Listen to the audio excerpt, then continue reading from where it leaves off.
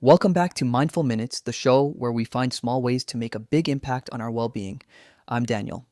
And I'm Emma. Today we're diving into something we all do, but maybe not as well as we could: sleeping. Absolutely. We found this great list of 6 things you can do before bed for the best sleep of your life, and some of them are pretty surprising. They really are. Let's start with the first one, which is all about something we might not even think about: our sleeping position. Right. Like, you just get into bed and lie down? What's there to think about? Exactly. But apparently, sleeping on your back is the best position. It's great for your spine and neck. On the other hand, sleeping on your stomach is the absolute worst because it forces you to twist your neck and puts a lot of stress on your back. Do these 6 things before bed for the best sleep of your life. At times, no matter how tired we are, we simply cannot just close our eyes and get a good night's sleep.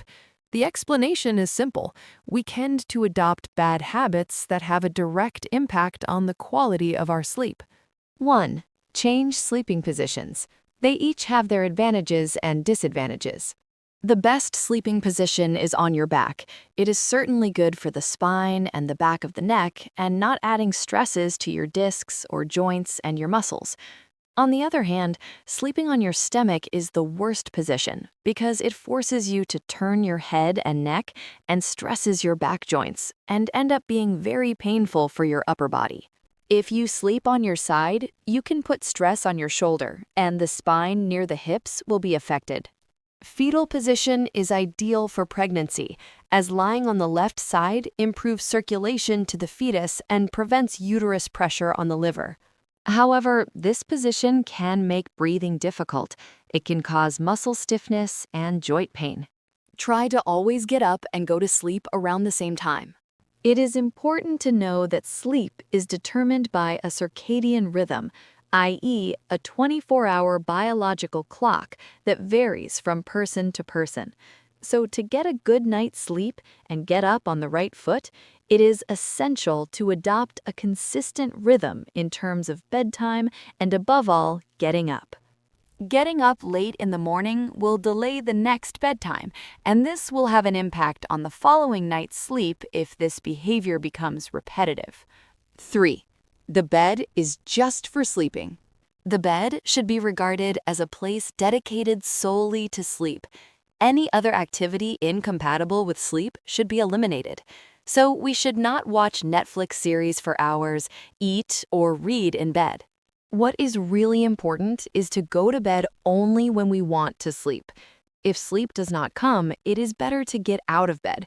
Staying in bed can trigger anxiety that will make it much more difficult to fall asleep.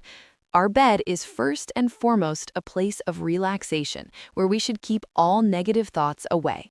4. Avoid doing sports in the late afternoon or evening. Sometimes our days are long, so we put off our physical activity until the evening, which is a serious mistake. Exercising at the end of the day raises our temperature and activates us physically and psychologically and affect a good night's sleep. What you can do at this time of day is to walk without exerting yourself too much.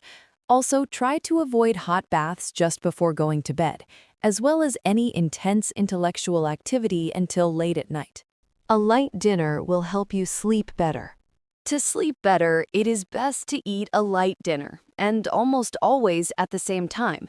It is absolutely essential to avoid eating too heavy a meal before going to bed. Skipping dinner will inevitably wake you up with a terrible craving for food. You should also avoid energy drinks such as coffee and any other caffeine. 6. Create a comfortable environment before bedtime. When conditions are comfortable, it is easier to fall asleep. Total darkness or soft light, soft music, and a comfortable bed are 3 ingredients for a restorative sleep. Other factors to control are noise, which should be avoided at all costs, and the temperature of your room, which should not be too hot or too cold. It is advisable not to exceed 64 to 66 degrees Fahrenheit or 18 degrees Celsius in your bedroom. Any type of blue light screen should be turned off before going to sleep. Ooh, I can feel that just thinking about it. I'm more of a side sleeper myself. A lot of people are. The article mentions that can put stress on your shoulder, though, and the fetal position, while good for pregnancy, can actually make breathing a bit difficult for the rest of us. Wow, so much to consider. Okay, what's tip number 2? This one is a classic. Try to go to sleep and wake up around the same time. The good old circadian rhythm. Our body has this internal 24-hour clock, and keeping a consistent schedule helps regulate it. If you get up late on a weekend, it just pushes your next bedtime later, and the cycle gets messy. Yeah, that Monday morning feeling is real. Okay, tip number 3 is one I'm definitely guilty of. The bed is just for sleeping. Oh, I know. No more Netflix series or scrolling on your phone in bed. The idea is to make your brain associate the bed only with sleep and relaxation.